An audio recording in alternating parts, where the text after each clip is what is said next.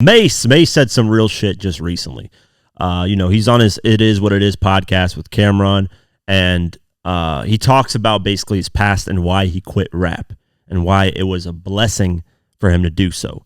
And as I'm working on this Diddy $1 million hit documentary, I'm going more through the timelines of what Mase is talking about, and a lot of what he's saying is the truth.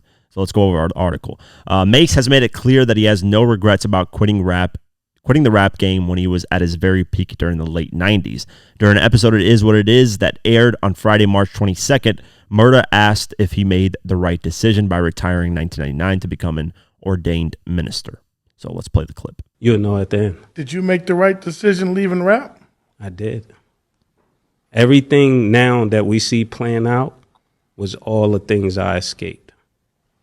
The car, the shine, the loan, the Puff Daddy, the Craig Mack, Biggie Smalls, the Biggie Smalls. So even though I made those decisions and it cost me money, that's why I got with Killer and they gave me the money back.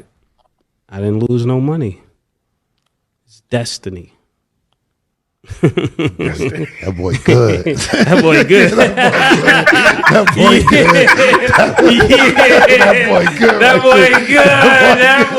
good. Nigga said, and that's why he makes the big bucks. That's why he makes the big bucks. That was crazy. I couldn't have planned that. You asked me. See, that's why it's destiny. You asked me the right question. We at the right place. This is how it's meant to go, man. That's what I do, baby. Thank you, Killer. Yeah, likewise, Thank you, Killer. Man, thank you, on man. national TV. Yeah. Thank you, Killer. And thank you too, Murda. I appreciate it, bro. See? And Mase is right, man. There's so many incidents of these type of things where things might seem they'll go wrong for somebody, but then all of a sudden it's the best blessing in the world. And it happens this should give hope to a lot of people, man. If you're in a situation where you feel like there's no hope, eventually things turn around, man. And obviously they don't turn around with you just, being depressed all day and not doing anything. Obviously, life does get tough, and there's moments where in everybody's life things just seem very low, but things will always turn around. What goes up must come down. What goes down must go up. And that's just the reality of the situation. And as I'm doing this Diddy $1 million hit, I just noticed the catalyst that people don't mention of the Biggie and Tupac beef is Big Jake, which is Suge Knight's homie that got killed that night in Atlanta at Jermaine Dupri's party. That's the catalyst to all the death and murder that happened following that. And the crazy thing is, it happened on September 23rd, 1995. And 1 year later, Tupac dies.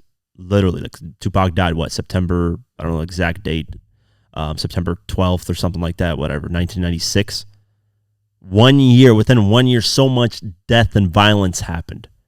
And that all had to do with Suge and Diddy and the negativity. When Big Jake died that night in Atlanta, they were arguing amongst each other while this guy was dying on the street, breathing his last breaths.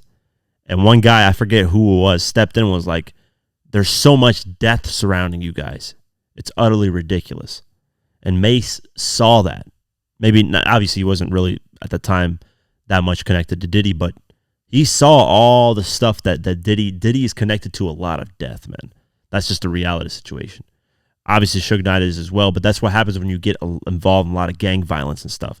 So Mase dodged so much stuff where at the time it would have looked like for Mase, hey, this is a horrible, well, not really horrible. I'm sure you obviously wanted to do it, but at the time he's probably thinking, damn, I'm losing so much money. I'm at my peak. I'm at my prime right now musically. Everybody wants to hear about me. I'm losing all this money that I could be making on tour and all this stuff.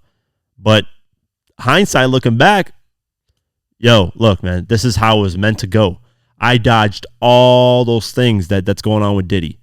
And even now, all those things are coming to light, all those bad things that Diddy did. I dodged all of that. And now I'm getting money back doing what I'm doing right now. So sometimes it might seem like you're losing, but as time goes on, if it turns around and you actually make more than what you were initially supposed to make. Look at Dave Chappelle. Dave Chappelle's another example. Leaves the Dave Chappelle show, walks away from $40-50 million, walks away from an environment that he felt was toxic, that was destroying him. everybody called him crazy and stupid. But at that level of genius, I knew, at least me personally, I knew at one point Dave Chappelle would be coming back and would make that money back. To me, that's what I knew. Now, how long would it take? It took what? 12 years, 13, 14 years, somewhere around there, for him to finally come back, do his stand-up specials, made $50 million off Netflix, just giving him 2 specials, $60 million, $50 million, whatever the amount is. So that's what I mean. Sometimes situations might not be perfect at that moment, and things might crumble, and it just might not work at that moment. But as long as you stay on your path, and obviously you gotta actually try, because I'm not just sitting here and speaking things to existence, which can happen, but you have to also put in some work. And look what happened now. Mase and Cameron are doing their thing, securing deals with with their podcast. It is what it is. And it's funny.